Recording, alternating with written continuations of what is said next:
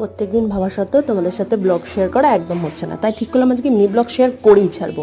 তো দেখে না, আমাদের একটা শুক্তোর মতো তরকারি হয়েছিল, সেটা প্রায় শেষের পথে, কিন্তু আবার ওটা ঢালা হবে। আমি তো ভুলে গিয়েছিলাম ভিডিও করতে, তাও চটপট তোমাদের দেখিয়ে দিলাম। ভাতটা তখন প্যাকিং হয়ে গেছে, আর ওটা ছিল পোস্ত। আর এই দেখো তরকারির শুক্তোর মতো যে তরকারিটা শেষ হয়ে গেছে বলে ওটাকে আবার দেয়া হচ্ছে।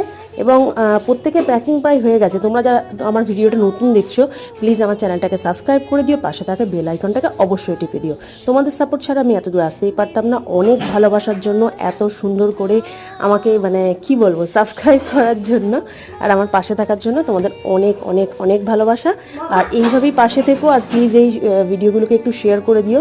হ্যাঁ, আমি হোম ডেলিভারি বিজনেস করি, আগে আর একটু বেশি ছিল, কিন্তু যেহেতু আমাদের এই বিজনেসটা ধার বাকিতে চলে না, কারণ নিজেদের পুঁজিটা খুব কম।